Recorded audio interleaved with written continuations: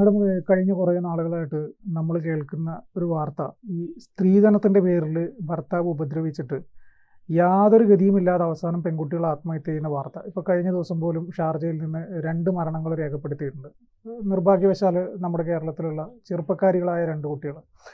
അപ്പോൾ അങ്ങനെയുള്ളൊരു കേസ് വരുന്നത് മുഴുവൻ ഈ സ്ത്രീധനവുമായി ബന്ധപ്പെട്ടുള്ള ശാരീരിക പീഡനവും മാനസിക പീഡനത്തിൻ്റെയും ബാക്കി പത്രമായിട്ടാണ് ഇവരുടെ മരണം വരുന്നത്. അതേ സമയത്ത് തന്നെയാണ് ഇവിടെ സ്ത്രീധന നിരോധന ബില്ല് അതിൽ ഭേദഗതി വരുത്താൻ വേണ്ടി ഇപ്പോൾ തീരുമാനമെടുക്കുന്നത്. അതിൻ്റെ എന്താണ് മാഡത്തിന് അതിനെക്കുറിച്ചുള്ള മാഡത്തിൻ്റെ ആശങ്കയോ എന്താണെന്ന് വെച്ചാൽ അതിനെക്കുറിച്ചൊന്ന് സംസാരിക്കാമോ? ഈ യഥാർത്ഥത്തിൽ കേരളത്തിലും ഗാർഹിക പീഡനങ്ങൾ വലിയ രീതിയിൽ വർദ്ധിക്കുകയാണ്. അതെ.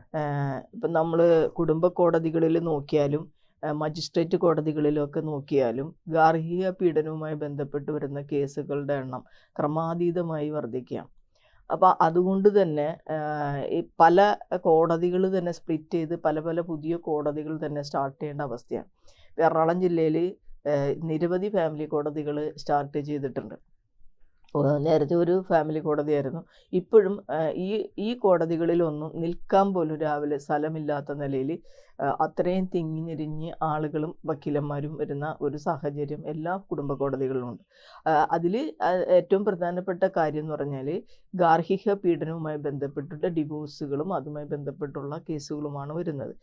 ഇനി അതുപോലെ തന്നെ മജിസ്ട്രേറ്റ് കോടതിയിൽ MC എന്നാണ് നമ്മൾ പറയുന്നത്, മിസ്ലേനിയസ് കംപ്ലൈൻറ്റ്. അപ്പോൾ അതിൽ ആ കംപ്ലൈൻറ്റിലും MC കേസുകളും അത് ഗാർഹിക പീഡന നിരോധന നിയമപ്രകാരം മജിസ്ട്രേറ്റ് കോടതിക്കാണ് അതിൻ്റെ ജൂറിസ്ഡിക്ഷൻ വരുന്നത്.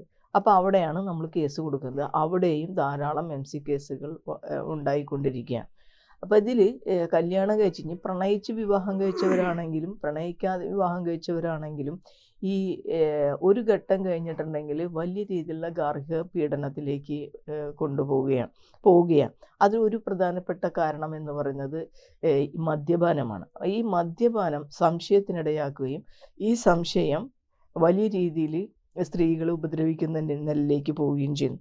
അതോടൊപ്പം തന്നെ ഇപ്പോൾ സ്ത്രീധനം കുറഞ്ഞുപോയി. നമുക്ക് നേരത്തെ ഒരു പുരോഗമന സമൂഹം എന്ന നിലയിൽ പുരോഗമന സംഘടനകളെല്ലാവരും നമ്മൾ ചില ആളുകൾ കളിയാക്കും, ഒരു മാല അങ്ങോട്ടിട്ട് ഒരു മാല ഇങ്ങോട്ടിട്ട് എന്നൊക്കെ പറഞ്ഞ് കളിയാക്കുമ്പോഴും വിവാഹം തീരെ ആർഭാടമില്ലാതെ 2 വ്യക്തികൾ തമ്മിൽ നടക്കുന്ന അവരുടെ ഒരു സ്വകാര്യ ചടങ്ങ് എന്ന നിലയിലേക്ക്, അല്ലെങ്കിൽ അവരുടെ കുറച്ച് സുഹൃത്തുക്കളോ ബന്ധുക്കളുള്ള രീതിയിലേക്ക് പണം ഒരുപാട് ചെലവഴിക്കാതെ നടത്തുന്ന വിവാഹങ്ങൾ ഒരു കാലഘട്ടത്തിൽ, അതായത് ഒരു 80 മുതൽ ഒരു 90, 92 വരെയൊക്കെ അതിങ്ങനെ നടന്നുകൊണ്ടിരുന്നു. പക്ഷെ കേരളത്തിൽ സത്യം എൻ്റെ വാചകത്തിൽ പറഞ്ഞാൽ ഈ ആഗോളവൽക്കരണ നയങ്ങളുടെ ഒരു സ്റ്റാർട്ടിങ് വന്നു കഴിഞ്ഞപ്പോൾ കേരളത്തിൻ്റെ മൊത്തം സാംസ്കാരിക അന്തരീക്ഷത്തിന് വലിയ രീതിയിലുള്ള സ്വാധീനം ഈ ആഗോളവൽക്കരണം ഉണ്ടാക്കിയിട്ടുണ്ട്. എന്ന് വെച്ചിട്ടുണ്ടെങ്കിൽ പണം ഇഷ്ടം പോലെ കയറി വരുന്ന ഒരു സാഹചര്യം ഉണ്ടായി.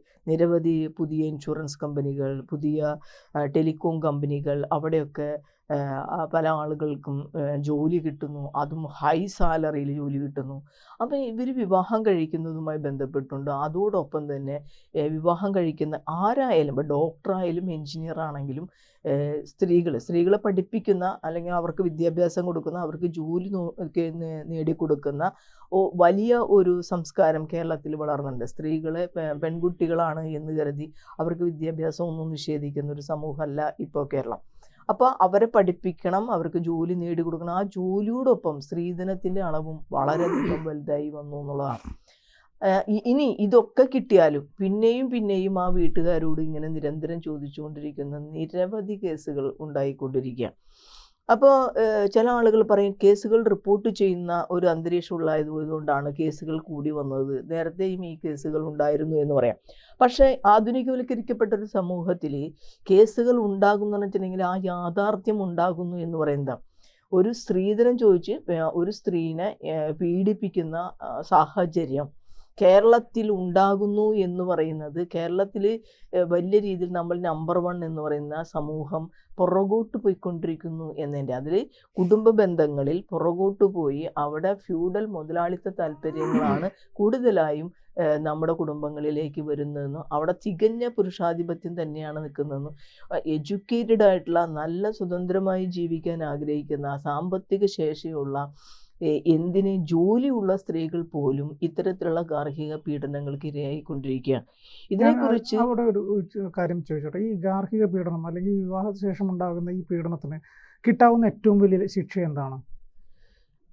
2 തരത്തിലുണ്ട്. ഇപ്പോൾ 498 എന്ന് പറഞ്ഞിട്ട് നമ്മുടെ നേരത്തെ IPC ഉണ്ടായിരുന്നു. ഇപ്പോൾ BNS അത് ഉൾപ്പെടുത്തിയിട്ടുണ്ട്.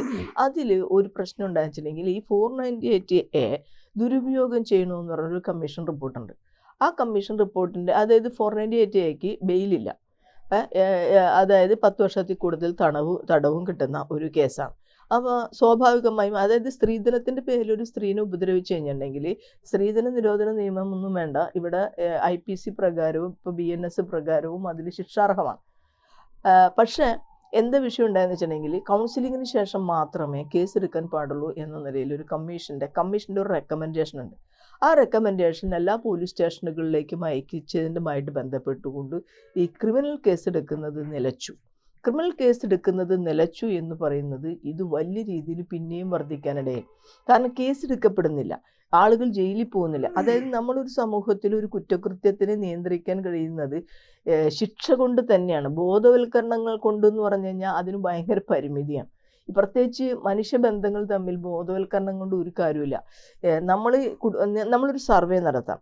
ഒരു സർവേ നടത്തി കഴിഞ്ഞാൽ നമ്മുടെ കുടുംബങ്ങളിൽ ഇപ്പോൾ അത് ഏറ്റവും താഴെത്തട്ടിലുള്ള കുടുംബങ്ങൾ മുതൽ മധ്യവർഗം മുതൽ ഏറ്റവും ഉയർന്ന സാമ്പത്തിക ശേഷിയുള്ളവരും വരെ മദ്യത്തിനടിമകളാണ്. മയക്കുമരുന്നിൻ്റെ കാര്യം വേറെ, മദ്യത്തിനടിമയാണ്. അപ്പം സർക്കാരിൻ്റെ പ്രധാനപ്പെട്ട ഒരു വരുമാന മാർഗം എന്ന നിലയിൽ ഈ മദ്യപിക്കുന്നതിനെ പ്രോത്സാഹിപ്പിക്കുകയാണ്. വെച്ചിട്ടുണ്ടെങ്കിൽ എല്ലാ മുക്കിലും മൂലിലും ബിവറേജസ്, അതിനാണെങ്കിൽ വലിയ രീതിയിലുള്ള പൈസ.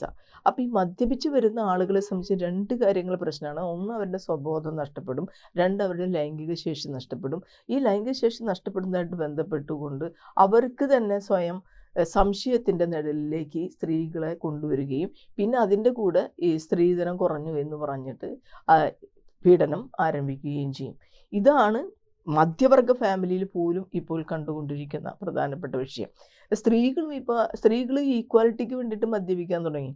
ആ മദ്യപാനത്തിൽ അതും വലിയ രീതിയിലുള്ള പ്രശ്നങ്ങൾ ഉണ്ടാക്കിക്കൊണ്ടിരിക്കുകയാണ്. സ്ത്രീകൾ മദ്യപിക്കുന്നു എന്ന് പറയുന്നത് കേരളത്തിൻ്റെ സമൂഹത്തിൽ സ്ത്രീകൾക്ക് എന്തേ മദ്യപിച്ചൂടെ, പുരുഷന്മാരും മദ്യപിക്കുന്നുണ്ടല്ലോ എന്ന് ചോദിച്ച്, പക്ഷേ ഈ മദ്യം എന്ന് പറയുന്നത് അത് ഒട്ടും നല്ലതല്ല എന്ന് പറയുന്നത് അണ്ടർസ്റ്റാൻഡ് ചെയ്യുന്നൊരു സമൂഹമല്ലെന്ന്.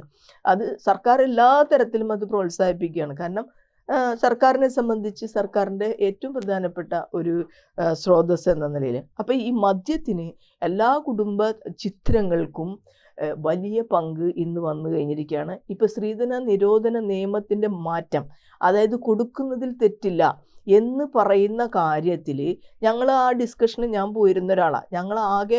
നമ്മൾ കണ്ടൊരു കാര്യം വെച്ചിട്ടുണ്ടെങ്കിൽ സ്ത്രീധനം കൊടുക്കുന്നത് രേഖപ്പെടുത്താത്തതുമായി ബന്ധപ്പെട്ടുകൊണ്ട് കേസുകൾ വരുന്ന സമയത്ത് അത് തിരിച്ചു കിട്ടാനായിട്ടുള്ള ബുദ്ധിമുട്ടുണ്ടാകുന്നു.